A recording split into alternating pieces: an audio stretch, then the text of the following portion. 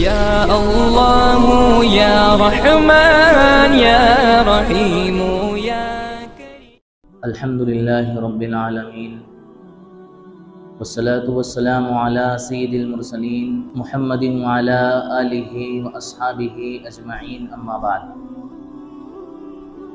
अऊज़ु बिल्लाहि मिनश शैतानिर रजीम, बिस्मिल्लाहिर रहमानिर रहीम।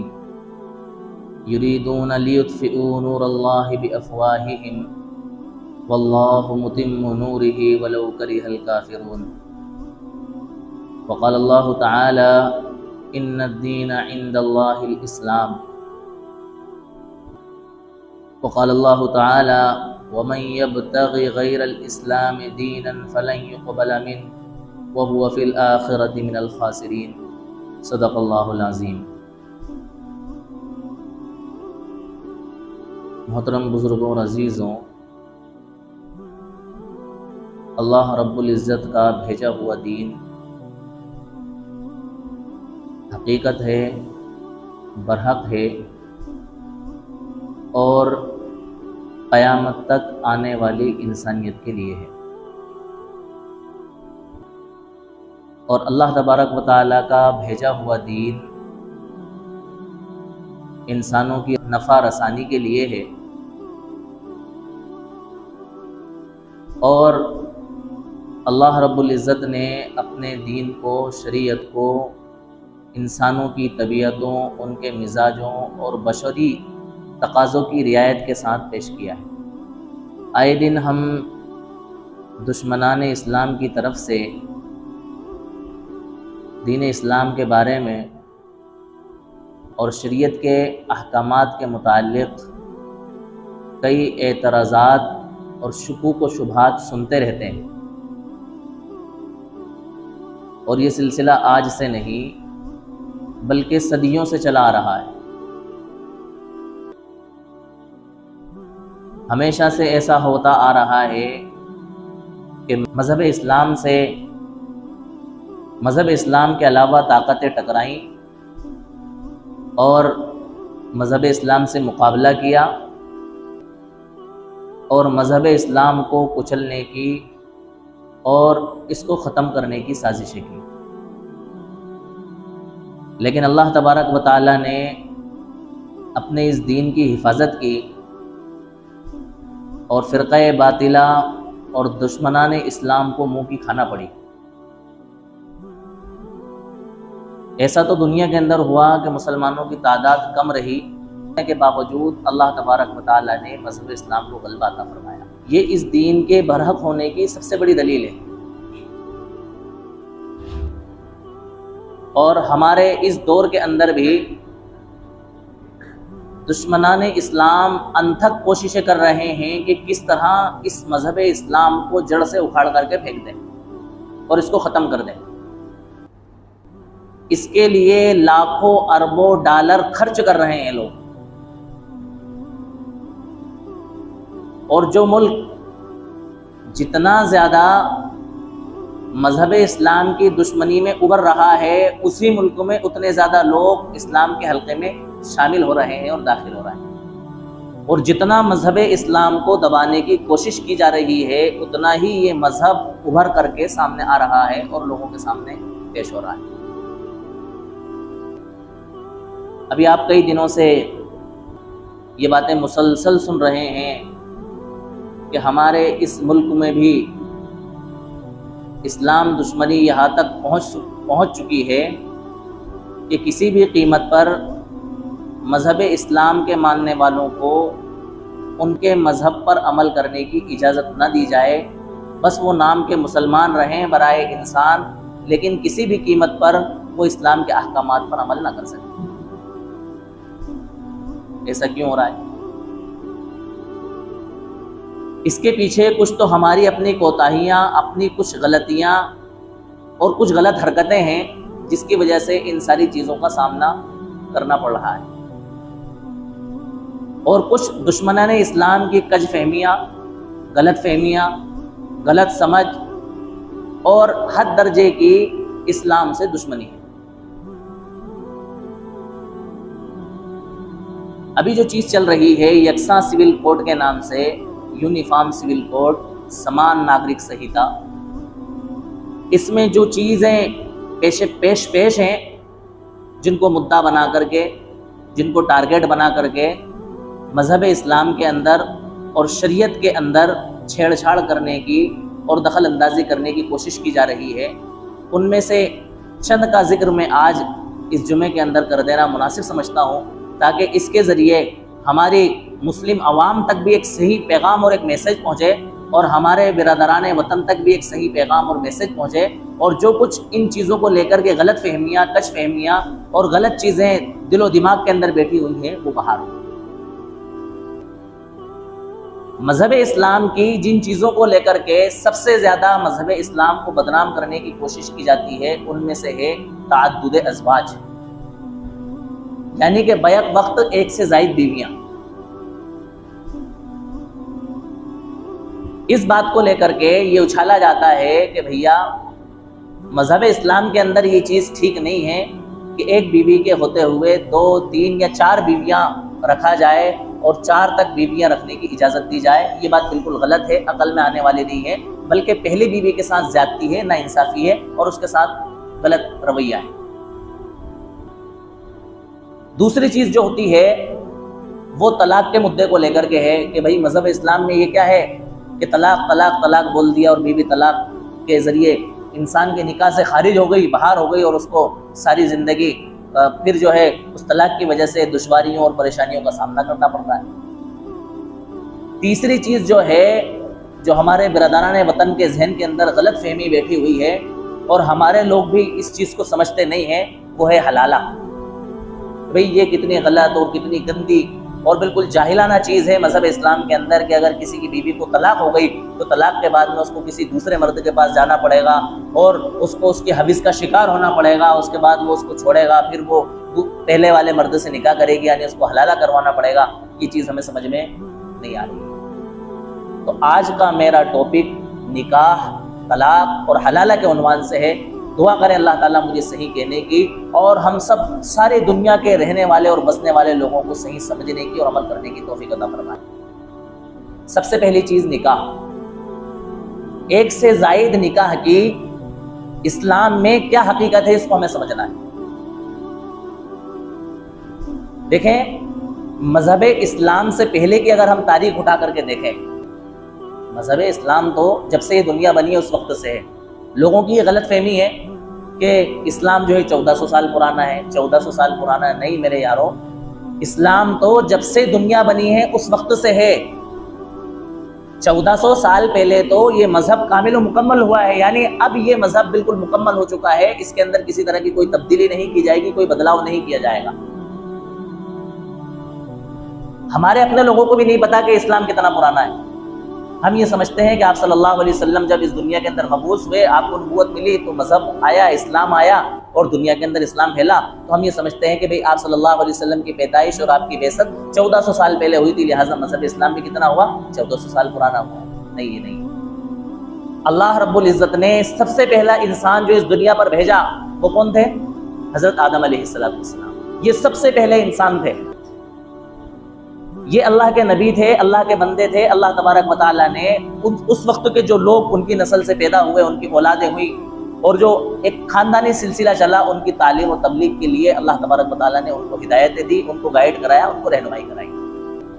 देखो, हम कहते हैं ना आदमी हमारे वहाँ इतना मुख्तस हो गया कि हम मर्द के लिए सिर्फ आदमी का लफ्ज इस्तेमाल करते हैं। आदमी एक ऐसा वर्ड है जो कि मर्द और औरत दोनों के लिए इस्तेमाल होता है। मतलब आदम वाला, आदमी का मतलब आदम वाला, यानी कि हजरत आदम अलैहिस्सलाम की तरफ निस्बत करते हुए इंसान को क्या कहा जाता है? आदमी कहा जाता है। तो मजहब इस्लाम 1400 साल पुराना नहीं, बल्कि जब से ये दुनिया बनी है उस वक्त से क्या है? मजहब इस्लाम है। वक्त के लिहाज से, वक्त की जरूरत के हिसाब से, इंसानों की तबीयत के हिसाब से, इंसानों की बशरी तकाज़ों के हिसाब से मजहब इस्लाम के अंदर तब्दीली और चेंजेस होता रहा है। लेकिन 1400 साल पहले ये फैसला कर दिया गया, आज के दिन इस दीन को कामिल और मुकम्मल कर दिया गया। अब इसके अंदर कोई तब्दीली नहीं होगी, कोई बदलाव नहीं होगा। मैं ये बता रहा था, पहले लोगों के अंदर लातादाद बीवियां रखने का रिवाज था, कोई हद ही नहीं थी उसकी। एक से जायद जितनी किसी इंसान के बस में हुआ करती थी उतनी ज्यादा बीवियां इंसान क्या किया करता था, रखा करता था। और जो लोग मालदार हुआ करते थे तो वो किसी ऐसी यतीम लड़की जो कि खूबसूरत हो या बदसूरत हो लेकिन माल वाली हो अपनी किफालत में ले लिया करते थे। जब वो बड़ी हो जाती तो बड़ी हो जाने के बाद में उससे निकाह कर लेते, लेकिन निकाह करते वक्त ना तो उसके साथ मेहर का जो हक के मेहर सही तौर पर अदा करना चाहिए उसको नहीं अदा करते, उसका लिहाज नहीं रखते, और ना ही जो बीवी के जो तकाजे होते हैं उन तकाजों को पूरा किया करते थे, बल्कि जुल्म और ज्यादती किया करते थे और उनका माल हड़प करके उनको यूं ही छोड़ दिया करते थे और उनसे हासिल किया हुआ माल अपनी दूसरी बीवियों में तकसीम किया करते थे। ये जो इंसानी हुकूक फरामोश हो रहे थे और जो यतीम बच्चियों के साथ जो ज्यादती हो रही थी, इस ज्यादती को रोकने के लिए, कदगन लगाने के लिए, औरत को उसके हुकूक देने के लिए शरीयत ने पाबंदी लगाई कि नहीं, तुम इस तरह से नहीं कर सकते। कुरान करीम के अंदर सूरह निसा के अंदर अल्लाह ताला ने जिक्र फरमाया कि तुम यतीम औरतों से इस गर्ज से निकाह ना करो कि तुम उनके मालों को क्या कर लो, हासिल कर लो और उनको ले लो। जो यतीम बच्चियां तुम्हारी किफालत में हैं उन यतीम बच्चियों से उनका माल हासिल करने के लिए निकाह ना करो। अगर तुम्हें यह अंदेशा हो कि तुम उनके हुकूक अदा नहीं कर पाओगे तो ऐसी सूरत में तुम्हें उनसे निकाह करने की इजाजत नहीं है। फनकिहू मा ताब लकुम मिनन निसाई मसना व सुलास व रुबा। इन यतीम बच्चियों के अलावा जो तुम्हें अच्छी लगे, 1, 2, 3, 4 तक तुम्हें इजाजत दी जाती है कि तुम औरतों से क्या कर लो, निकाह कर लो। इससे ज्यादा तुम्हें निकाह करने की इजाजत नहीं है। कि अगर तुम इन 4 औरतों के दरमियान या 1 से ज्यादा औरतों के दरमियान बराबरी नहीं कर सकते, अदल इंसाफ से काम नहीं ले सकते, तो तुम्हें 1 से ज्यादा निकाह करने की इजाजत नहीं। अल्लाह ताला ने सूरह निसा के अंदर साफ साफ फरमा दिया कि अगर तुम अपनी उन यतीम बच्चियों से जिनको तुमने अपनी किफालत में लिया है, निकाह करने के बाद उनके साथ ज्यादती करोगे, उनका माल हड़पोगे और उनके हुकूक अदा नहीं करोगे, तो ऐसी सूरत में तुम्हें उन यतीम बच्चियों के साथ निकाह करने की इजाजत नहीं है। उन यतीम बच्चियों के अलावा और दीगर जो औरतें हैं जो तुम्हें अच्छी लग रही हो उनसे तुम निकाह कर लो। और ऐसी सूरत में तुम 1 से ज्यादा निकाह उसी वक्त कर सकते हो जबकि तुम उन औरतों के साथ बराबरी कर सको, उनके साथ इंसाफ कर सको। अगर तुम उनके साथ इंसाफ नहीं कर सकते, बराबरी नहीं कर सकते, तो 1 से ज्यादा निकाह करने की तुम्हें इजाजत नहीं है। ये शरीयत का दो टोक फैसला है।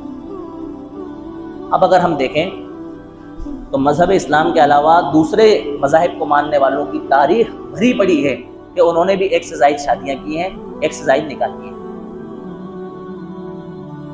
श्री रामचंद्र जी, इनके वालिद की 3 बीवियां थी। कितनी बीवियां थी? 3। श्री कृष्ण जी की 18 बीवियां थी। कितनी थी? 18। राजा पांडु का नाम आपने सुना होगा, उनकी 2 बीवियां थी। इसी तरह आपने एक नाम सुना होगा द्रौपदी। ये द्रौपदी एक खातून है, इनके एक वक्त में 5 शौहरतें, 5 पांडवों की ये मुश्तरका तौर पर क्या थी? अहलिया थी। ये चीज बताने का मकसद हमारा किसी मजहब के मानने वाले को ठेस पहुंचाना या उसकी कमी बताना नहीं है, बल्कि हमें ये बतलाना है कि इस दुनिया के अंदर 1 से ज्यादा निकाह और 1 से ज्यादा शादियों की तारीख चली आई है। और मजहब इस्लाम को टारगेट और निशाना 1 से ज्यादा शादियों पर वो लोग बनाते हैं जिनका मकसद सिर्फ कीड़े निकालना और मजहब इस्लाम को बदनाम करना है। वो अपने मजहब की चीज़ों को और अपने रहनुमाओं की चीज़ों को नज़रअंदाज कर देते हैं। उन लोगों के लिए हम ये बात कह रहे हैं कि ज़रा वो अपने रहनुमाओं की भी क्या करें? तारीख पढ़ें। मजहब इस्लाम पर एतराज़ करने से पहले 4 शादियों पर वो अपने मजहब के रहनुमाओं और अपने मजहब के आकाओं की तारीख पढ़ें और उनकी शादियों की स्टडी करें कि उन्होंने एक वक्त के अंदर कितनी औरतों से क्या की है? शादियां की। मैंने जो कुरान करीम की आयत पढ़ी सूरह निसा की, इसके अंदर अल्लाह तबारक व तआला ने 4 शादियों का हुक्म नहीं दिया है, बल्कि 4 शादियों पर हदबंदी कर दी है कि आप एक वक्त में 4 से ज्यादा बीवियां नहीं रख सकते। और इसको भी 4 शर्तों के साथ कैद कर दिया। कितनी शर्तों के साथ? 4 शर्तों के साथ। सबसे पहली शर्त तो ये लगाई कि अब अगर आप 1 से ज्यादा बीवियां रखते हैं तो ऐसी सूरत में आपको सबके साथ लिबास में, पोशाक में, नानो नफ़क़े में, घर में, रहन सहन में, सारी चीज़ों में बराबरी करना पड़ेगी। अगर आप बराबरी नहीं कर सकते तो आपको 1 से ज्यादा बीवी रखने का हक नहीं है। दूसरी शर्त ये लगाई कि आपको सारी बीवियों को खर्चा और इखराजात बराबर देना पड़ेंगे। अगर आप बीवियों के इखराजात बर्दाश्त कर सकते हैं तो आपको एक से ज़ायद निकाह करने की इजाज़त है। अगर आप एक बीवी का भी खर्चा नहीं उठा सकते तो आपको एक बीवी की भी इजाज़त नहीं है। तीसरी शर्त ये लगाई कि आप एक वक्त में 2 सगी बहनों से निकाह नहीं कर सकते। यानी कोई इंसान ये चाहे कि 2 सगी बहनों को मैं अपनी बीवी बना लूं, बैक वक्त तो नहीं बना सकते। चौथी शर्त ये लगाई कि आप एक वक्त में 4 से ज़ायद बीवियां नहीं रख सकते। पता ये चला कि मजहब इस्लाम ने 4 बीवियों तक रखने की इजाज़त दी है, हुक्म नहीं दिया है। और अगर देखा जाए तो ये इंसान की मसलहत और इंसान के लिए हिकमत पर मबनी है, हिकमत पर मबनी है और इंसानों के लिए मसलहत के तौर पर है और इंसानी बशरी तकाज़ों के लिए। बसा औक़ात ऐसा होता है कि इंसान ने शादी की और पहली बीवी से बच्चे ही पैदा नहीं हुए, अब क्या करेगा वो? हर इंसान ये चाहता है कि उसके वहाँ औलाद पैदा हो, और इंसान औलाद इसलिए चाहता है ताकि उसकी नस्ल आगे चले और उसका माल का कोई वारिस बने। जब उसके बच्चे ही नहीं होंगे तो ऐसी सूरत में उसके माल का वारिस कौन बनेगा और उसकी नस्ल आगे कैसे चलेगी? अब उसके लिए 2 ही ऑप्शन है, या तो ये है कि वो एक बीवी पर इक्तिफा करे और अपने आप को बेऔलाद रखे और अपने माल को दूसरे लोगों में बंटने के लिए क्या हो जाए, तैयार हो जाए, या ये है कि दूसरी बीवी से क्या कर ले, निकाह कर ले। अब अगर ये ऑप्शन एक से ज़ायद बीवी का खत्म कर दिया जाए तो इंसान को ऐसी सूरत में क्या करना पड़ेगा, बेऔलाद रहना पड़ेगा और उसके माल को यूं ही दूसरे लोगों में क्या कर देना पड़ेगा, खत्म कर देना पड़ेगा। दूसरी बात यह है कि बसा औकात बीवी बच्चे पैदा करने के काबिल नहीं होती है, यानी कि उसमें सलाहियत तो है बच्चे पैदा करने की, लेकिन कमजोर इतनी है कि अगर बच्चे पैदा करेगी तो इसकी जान को क्या हो जाएगा, खतरा हो जाएगा। ऐसी सूरत में इंसान के लिए जरूरत बनती है कि वो क्या करे, एक से ज़ायद बीवी से दूसरी बीवी बना करके अपने नस्ल बढ़ाने के लिए कोशिश करे।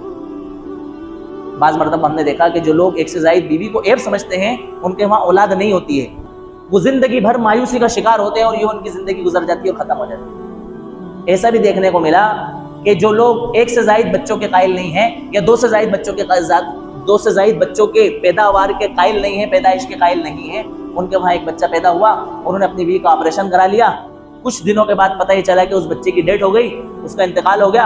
अब वो एक बच्चे से भी क्या कर बैठे, हाथ धो बैठे, और जो पहली बीवी थी उसके पास ऑप्शन नहीं है बच्चे पैदा करने का, अब क्या करें? उनको जिंदगी यही गुजारना है, उनके लिए यही ऑप्शन है कि वो दूसरी बीवी करें और दूसरी बीवी से अपना क्या कर लें, बच्चा पैदा करें। और बाज़ मरतबा ये होता है कि इंसान में शहवत का गलबा और नफसानी तकाजे इतने होते हैं कि उसकी जरूरत एक बीवी से पूरी नहीं होती है। भाई हर इंसान की तबीयत अलग अलग है ना, हर इंसान की जरूरत अलग अलग है। कोई 2 रोटी खाता है, कोई 3 खाता है, कोई 5 खाता है। किसी को दिन भर के अंदर 2 मरतबा खाना मिल जाए काफी है, किसी को 3 मरतबा चाहिए। हर इंसान की जरूरत अलग अलग है ना। तो बसा औकात इंसान अपनी एक बीवी से सेटिस्फाई नहीं हो पाता है, उसकी जरूरत पूरी नहीं हो पाती है, या ऐसा होता है कि बीवी इतनी कमजोर है कि वो उसको बर्दाश्त नहीं कर पाती है, उसमें जुनून ज्यादा है, उसमें जोश ज्यादा है, उसमें शहवत का गलबा है। अब ऐसी सूरत में या तो वो एक बीवी पर सब्र करके अपनी जिंदगी गुजारेगा या इधर उधर मुंह मारेगा, जिनाकारी करेगा। शरीयत ने इस माशरे को पाकीज़ा बनाने के लिए, बदकारी और जिनाकारी से बचाने के लिए ऑप्शन दिया कि अगर आपकी जरूरत एक बीवी से पूरी नहीं हो रही है और आप दूसरी बीवी के अखराजात बर्दाश्त कर सकते हैं, इतनी आपकी माली हैसियत है, उसका नानो नफका और उसके अखराजात उठा सकते हैं, आप लिहाजा क्या कर लें, दूसरी बीवी से शादी कर लें और उससे अपना निकाह करें और अपनी जरूरत को पूरा करें। अब सवाल ये पैदा होता है कि भाई एक औरत के ऊपर ये जुल्म है और ज्यादती है कि दूसरी बीवी से क्या किया जाए, निकाह किया जाए। देखो निकाह हमारे वहां ऐसा नहीं है कि किसी को भी जबरदस्ती पकड़ा और उठा लिया और उसके साथ फेरे लगा लिए और निकाह हो गया। नहीं, निकाह जो होता है वो रजामंदी से होता है। क्या होता है? रजामंदी से होता है। भैया जिस किसी औरत से दूसरा निकाह किया जा रहा है वो अगर राजी हो रही है तो निकाह होगा, अगर वो राजी नहीं हो रही है तो निकाह नहीं होगा। उसका रजामंद हो जाना, उसका राजी हो जाना किसी इंसान की दूसरी बीवी बनने के लिए, ये इस बात की दलील है कि वो इसके साथ दूसरी बीवी बनने पर क्या है, राजी और खुश है। जब वो इसकी दूसरी बीवी बनने पर राजी और खुश है तो आपके पेट में दर्द क्यों है? आपको क्यों तकलीफ हो रही है? मियाँ बीवी राजी तो क्या करेंगे मुल्ला काजी? भैया जब वो दूसरी औरत इसकी दूसरी बीवी बनने के लिए तैयार है तो आपको क्यों तकलीफ हो रही है? आपको क्यों परेशानी हो रही है? एक बात। दूसरी बात यह है कि दूसरी शादी इसलिए भी बेहतर है कि हमारे माशरे के अंदर औरतों की तादाद मर्दों की बनिस्बत ज्यादा है। हमारा भारतीय टारगेट जो है पॉपुलेशन का, इसके हिसाब से मर्दों के मुकाबले में औरतों की पॉपुलेशन 3% ज्यादा है। कितने फीसद ज्यादा है? अब अगर एक शख्स से एक औरत से शादी करेगा तो बकिया दो कहां जाएंगे, उनका क्या होगा? और हमारे इस मुल्क के अंदर बेरहरवी और जिन्स परस्ती और इसी तरह से दरिंदगी और जिनाखोरी बहुत ज्यादा आम हो रही है, क्योंकि औरतों की शादियां नहीं हो रही हैं। औरतों की तादाद मर्दों के मुकाबले में 3 गुना क्या है? ज्यादा है, 3% ज्यादा है। अब एक मर्द एक ही औरत से शादी कर रहा है तो बकिया 2 औरतें क्या हो रही हैं? बच रही हैं।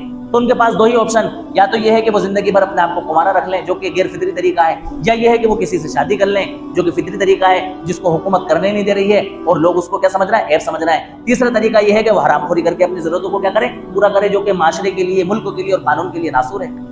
इसमें बहुत बड़ी डिटेल है जो हम बताते हैं, लेकिन वक्त की तंगी की वजह से इसको हम क्या कर रहे हैं? छोड़ रहे हैं। तो ये वजह है, ये मसलहतें हैं और ये हिकमतें हैं। हमारा मजहब 4 शादियां करने के ऊपर बावर नहीं कराता है कि आप 4 शादियां करो, आपका हुक्म नहीं करोगे तो आप गुनाहगार हो गए। कतई इस बात की इजाजत नहीं है। इस बात का हुक्म हमारी शरीयत ने हमें नहीं दिया है। निकाह की तरगीब दी है एक निकाह की, अगर आप उसके हुकूक अदा कर सकते हैं और उसके तकाज़ों को पूरा कर सकते हैं। 2 से ज़ायद पर मजबूर नहीं किया है। और ऐसे नाजुक हालात में और ऐसे महंगाई के दौर में कौन बेवकूफ़ी जो 1 से ज़ायद शादियां करेगा? एक बीवी के खर्चे पूरे नहीं हो रहे हैं इस महंगाई के दौर के अंदर, महंगाई आसमान छू रही है। ऐसे दौर के अंदर 1 से ज़ायद शादियां करके इंसान अपने आप को मुसीबत में डालेगा? ये अकल में आने वाली बात है? एक बीवी के लिए एक मकान की जरूरत है, दूसरी बीवी के लिए दूसरे मकान की जरूरत है। एक मकान बनाने में इंसान की सारी जिंदगी निकल जाती है, जब दूसरी बीवी लाएगा तो दूसरा मकान बनाने में मरने के बाद उसके लिए मकान बनाएगा। ये फालतू की बातें। दूसरा एतराज मजहब इस्लाम पर 4 शादियों को लेकर के ये किया जाता है कि भैया ये लोग 4 शादियां इसलिए करते हैं और इसलिए 4 शादियों की तरगीब देते हैं ताकि इसके जरिए ये नस्ल बढ़ाएं। जब इनकी तादाद बढ़ जाएगी तो ये मुल्क के अंदर क्या करेंगे? हुकूमत करेंगे, फिर हमारे ऊपर क्या बनेंगे? हाकिम बनेंगे। ये भी बड़ा बेवकूफाना और जाहिलाना एतराज है, इसकी कोई हकीकत ही नहीं है। आप अगर अंदाजा लगाएं, मेरे हिसाब से पूरे मुल्क के अंदर अगर मजहब इस्लाम के मानने वाले उन लोगों को तलाशा जाए और छाटा जाए जिनकी 4 शादियां हैं, तो मेरे ख्याल से 1000 लोग भी नहीं मिलेंगे। कितने लोग? 1000 लोग भी डंके की चोट पर ये बात कर, 1000 लोग भी आपको पूरे मुल्क में ऐसे नहीं मिलेंगे जिनकी 4 शादियां हैं। बात समझ में आ रही?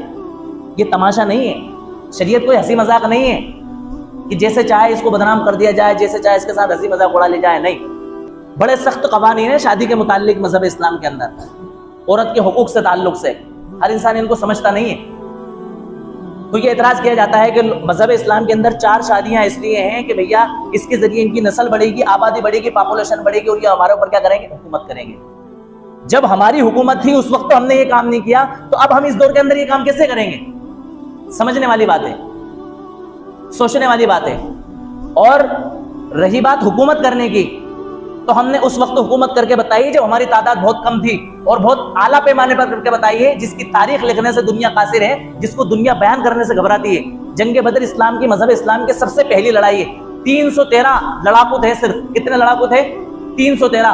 बेसरो सामान, जिनके पास ना तलवारों का ठिकाना था, ना घोड़ों का ठिकाना था, ना ऊंटों का ठिकाना का था, यानी जितने जंगी आलात होते हैं वो उनके पास मौजूद नहीं थे। उसके बावजूद हथियार लेस 1000 लोगों का मुकाबला करके उनको जीत के बतलाया और इस्लाम का डंका और अलम लहरा करके दिखलाया।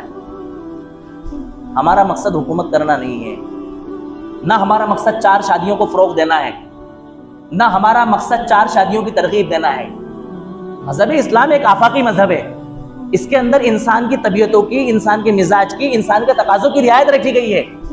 इस रियायत के पेश नज़र अगर इंसान किसी को सहारा देने के लिए, किसी बेवा को सहारा देने के लिए, किसी तलाकशुदा औरत को सहारा देने के लिए, किसी बेवा औरत के यतीम बच्चों को सहारा देने के लिए अगर वो शादी कर लेता है और उसका घर बसा देता है, तो इसमें बुराई क्या है? भाई हुकूमत का बोझ हल्का कर रहा है ना इंसान। हुकूमत को ऐसे यतीम बच्चों के लिए यतीम खाने बनाने पड़ रहे हैं जिनका कोई कफील और जिनका कोई जिम्मेदार नहीं है, तो वो यतीम खाने नहीं बनाना पड़ेंगे, है ना, अनाथ आश्रम नहीं बनाना पड़ेंगे। हुकूमत को उनके अखराजात की जरूरतें पूरी करना पड़ेंगी, वो पूरी नहीं करना पड़ेंगी। और जो गैर शादीशुदा औरतें घरों पर बैठी हुई हैं, उनके निकाहों के इंतजाम हो जाएंगे, उनके घर बस जाएंगे। अगर उनकी शादियां वक्त पर नहीं होंगी तो वो गलत धंधे करेंगे, गलत काम करेंगे, उनसे जो हराम औलाद पैदा होगी और बच्चे पैदा होंगे वो सारे मुल्कों के लिए दर्द सर बनेंगे। उससे बचाने की कोशिश है। अगर इंसान एक से ज्यादा शादी कर लेगा और हो जाएगा तो फिर भी हम ये बात कह रहे हैं कि ये एक से ज्यादा शादी करना इस्लाम का हुक्म नहीं है।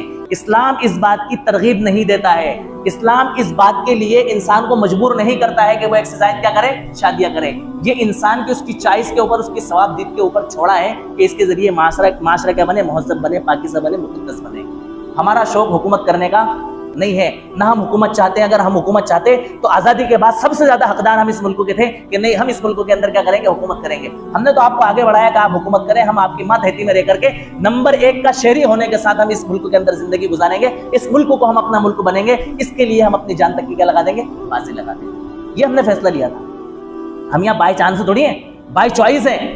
हमें ये बावर कराया गया था, हमें ये इत्मीनान दिलाया गया था कि आप एक नंबर के क्या होंगे, शहरी होंगे। आपके पर्सनल ला की हिफाजत की जाएगी, आपको आपके कानून, आपकी शरीयत, आपके मजहब, आपके इस्लाम पर चलने की मुकम्मल आज़ादी होगी। आपको मुकम्मल हक होगा। आप अपने तौर से खाएंगे, आप अपने तौर से पिएंगे, आप अपने तौर से जिएंगे, आप अपना कल्चर रखेंगे, आप अपना लिबास जो चाहेंगे लिबास पहनेंगे। इस तरह की बात हमसे की गई थी। हमें इत्मीनान हुआ। इत्मीनान के बाद हमने यहाँ पर रहने का क्या किया, फैसला लिया। अगर ये सारी चीजें हमारे पास नहीं होती तो हम यहाँ रहकर के क्या करते, क्या होता हमें। ये मजहब इस्लाम का मानने वाला जिस किसी मुल्क में भी रहेगा, उसका खमीर उस मुल्क की मिट्टी से जुड़ सकता है और उस मुल्क की मिट्टी के लिए ही होगा, लेकिन उसका दिल और दिमाग, उसका फोकस जो भी कुछ होगा वो काय के लिए होगा, मजहब इस्लाम के लिए होगा। वो मजहब इस्लाम को मानेगा और जिस किसी मुल्क में भी रहेगा उस मुल्क से मोहब्बत करते हुए, उस वतन से मोहब्बत करते हुए अपने मजहब इस्लाम को क्या करेगा, फॉलो करेगा। दूसरी चीज जो दुश्मनाने इस्लाम की तरफ से चल रही है वो है तलाक। भैया ये क्या है, मर्द ने जब चाहा 3 तलाक़ें देकर के औरत को क्या कर दिया, खत्म कर दिया। मजहब इस्लाम ने तलाक को पसंद नहीं किया है और तलाक नाखुशगवार जिंदगी का आखिरी हल है। पहला हल नहीं है, ये आखिरी हल है। और 3 तलाक इसका हल नहीं है, ये भी आप समझ लें। जितना मजहब इस्लाम ने इस दिवाजी ताल्लुक को निभाने के लिए और इसको बचाने के लिए कोशिश की है, किसी और मजहब में इतनी कोशिश मिलती नहीं है। इसको आप डिटेल में समझते हैं लेकिन वक्त नहीं है, मैं इसलिए इसको शार्ट करके चल रहा हूं। हर मुमकिन कोशिश शरीयत ने यह की है कि जब 2 मियां बीवी का रिश्ता आपस में हो गया तो वो अपनी उम्र के आखिरी हिस्से तक उस रिश्ते को निभाएं और आगे बढ़ाएं। और जो कुछ नाचाकियां और नागवारियां उनकी जिंदगियों के अंदर आ रही हैं, उनको क्या करें, बर्दाश्त करें। सुलह सफाई और समझौते से काम लेकर के अपनी जिंदगी की कश्ती को आगे बढ़ाएं। और देखो, लड़के और लड़की की नई उम्र होती है, दोनों एक दूसरे के मिजाज को नहीं समझ पाते हैं, एक दूसरे के मिजाज में चिड़चिड़ापन पैदा हो जाता है किसी न किसी वजह से, वक्ती तौर पर टकराव हो जाता है। एक घर में जब बर्तन मुख्तलिफ होते हैं तो बर्तन आपस में बजते हैं और टकराते हैं। इसी तरह से जब 2 मुख्तलिफ मिजाज के मियाँ बीवी आपस में मिलते हैं तो उनकी जिंदगी के अंदर कुछ टकराव आता है, जिसको सुलह सफाई के साथ, समझौते के साथ बर्दाश्त करके क्या करना पड़ता है, आगे बढ़ाना पड़ता है। सबसे पहला मरहला, अगर बीवी नाफरमान हो और आपस में नहीं बन रही हो तो उसका यह है फ़इज़ूहुन्ना। कुरान करीम ने तरीका सिखाया है कि उसको आप समझाएं, उसको नसीहत करें, देखो ये ठीक नहीं है, ये मेरी आदत के खिलाफ है, ये मेरे मिजाज के खिलाफ है, मैं इस चीज़ को बर्दाश्त नहीं करता हूँ। उसके बाद में भी अगर उसको समझ में नहीं आए, फ़इज़ूहुन्ना वहजुरूहुन्ना, घर में रहते हुए उसको उसका बिस्तर में अलग छोड़ दें, अपना बिस्तर अलग कर लें, उसका बिस्तर अलग कर लें। अगर समझदार होगी, खानदानी होगी और दीन इस्लाम को मानने वाली होगी तो वो इस बात को अपने लिए बहुत बड़ी तकलीफ समझेगी कि मेरा शौहर मेरे बिस्तर पर नहीं सो रहा है, उसको नसीहत हासिल हो जाएगी। इसके बाद में भी अगर समझ में नहीं आ रही है, वज़रिबूहुन्ना, हल्की फुल्की उसके मिजाज और उसकी नज़ाकत का लिहाज रखते हुए, उसकी बॉडी की रिक्वायरमेंट को ध्यान रखते हुए उसको हल्की फुल्की मारपीट की जाए। इसके बाद में भी अगर बात ना बने, वइन खिफ्तुम शिकाक़ बैनिहिमा फबअसू हकमन मिन अहलिही व हकमन मिन अहलिहा, 1-2 लोग लड़की के खानदान से बुलाए जाएं, समझदार दीनदार किस्म के, और 1-2 लोग लड़के के खानदान से बुलाए जाएं, समझदार दीनदार किस्म के। आपस में बैठ करके दोनों के दरमियान सुलह सफाई करने की कोशिश करें। अल्लाह ताला ने फरमाया अगर वो दोनों चाहेंगे मियाँ बीवी के दरमियान सुलह कराना तो अल्लाह तबारक व तआला उन दोनों के दरमियान में क्या कर देगा, सुलह सफाई कर देगा। यानी दोनों खानदान वाले इसलिए मिल करके बैठे हैं कि किसी तरह से रिश्ता बच जाए। अल्लाह तबारक व तआला उनकी इस नेक नीति की वजह से इस रिश्ते को क्या कर लेंगे, बचा लेंगे। इसके बाद में भी हालात इतने नाजुक हो गए कि बात बनी नहीं रही है, दोनों में इत्तेफाक नहीं है, तो हमारे वहां जन्म जन्म का साथ नहीं है। शरीयत नहीं चाहती है कि तुम्हारी जिंदगी खुशगवार जिंदगी की बजाय ना खुशगवार बन जाए। शरीयत नहीं चाहती है कि तुम्हारी जिंदगी जीवन जो तुम्हें सुकून मिलने के लिए हासिल होना चाहिए था वो बस सुकूनी में तब्दील हो जाए। शरीयत नहीं चाहती है कि तुम दोनों मियां बीवी एक साथ रहते हुए भी एक दूसरे के दुश्मन बन जाओ और तुम्हारे बच्चों की तरबियत और किफालत सही तरीके पर नहीं हो पाए। शरीयत नहीं चाहती है कि रात दिन के झगड़े तुम्हारे दरमियान में रहें। तो इसके लिए शरीयत ने एक ऑप्शन दिया कि तुम्हारा जन्म जन्म का साथ नहीं है, तुम आपस में एक दूसरे से दुखी ना हो, बल्कि तुम्हारे लिए मजबूरी के दर्जे में ये चीज पसंद तो नहीं है हमें, लेकिन हमने तुम्हें एक दूसरे से अलग करने के लिए एक ऑप्शन रखा है, वो है तलाक। क्या है भाई? तलाक।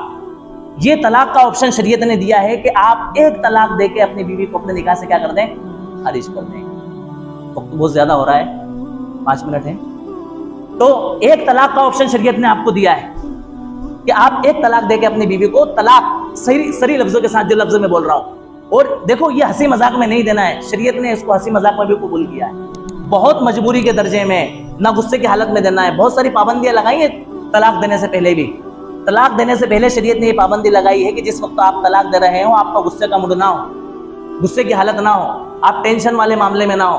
अगर तलाक दे दी तो तलाक हो जाएगी, लेकिन शरीयत ने ऐसी हालत में रोका है जिस वक्त आप तलाक दे रहे हैं आपकी बीवी नापाकी की हालत में ना हो। जिस वक्त आप तलाक दे रहे हैं आपकी बीवी पाकी की हालत में हो, और पाक नापाकी के बाद जब पाक हुई है तो उन दिनों में आपने अपनी बीवी से मुलाकात ना की हो। ये भी पाबंदी शरीयत ने लगाई। बताएं कितनी बारीकी रखी है कि आप गुस्से की हालत में हैं, आप अपने आप को समझाएंगे कि नहीं मैं गुस्से की हालत में तलाक नहीं, तो शरीयत ने मना किया है, आप तलाक से रुक जाएंगे, आपका गुस्सा खत्म हो जाएगा, आपको एहसास हो जाएगा कि नहीं यार मैं गलत फैसला ले लेता गुस्से की हालत में, अच्छा हुआ मेरा घर बच गया। हेज की हालत में है औरत, एमसी की सूरत में, माहवारी की शक्ल में, आप तलाक देना चाहते थे, आपके सामने हुक्म आया कि शरीयत ने हेज की हालत में तलाक देने से मना किया है, आपने अपने आप को रोक लिया, आपका गुस्सा खत्म हो गया, आपको एहसास होगा कि मैं बहुत बड़ी गलती करने से बच गया।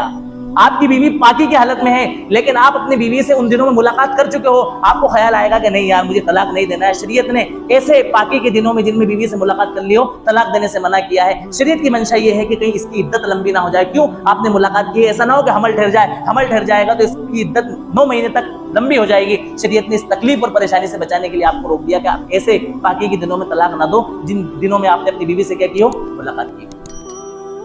और अगर आपने तलाक दे दी तो आपको इजाजत दी कि आप मजबूरी के दर्जे में, जब आपकी बनी नहीं रही है, कोई चारा ही नहीं है जिंदगी गुजारने का, तो आप एक तलाक देके अपनी बीवी को फारिग कर दो। आपके पास 2 ऑप्शन है, आपने अपनी बीवी को तलाक दे दी, आपकी बीवी 3 महीने की इद्दत गुजारेगी। तलाक देना है आपको ऐसे पाकी के दिनों में जिनमें आपने अपनी बीवी से मुलाकात नहीं की है, और उसके बाद जब आपने तलाक दे दी तो आपके पास 2 ऑप्शन ये बने कि अगर आप ये चाहते हैं कि मैं अपनी गलती पर शर्मिंदा हूं, मुझे ऐसा नहीं करना चाहिए था, आप वापस से अपनी बीवी से रुजू कर लें, आप उसको अपनी बीवी बना लें। ऑटोमेटिकली आपके रुजू करने से और उसकी तरफ बढ़ने से वो आपकी बीवी बन जाएगी, आपको दोबारा भी निकाह करने की जरूरत नहीं पड़ेगी।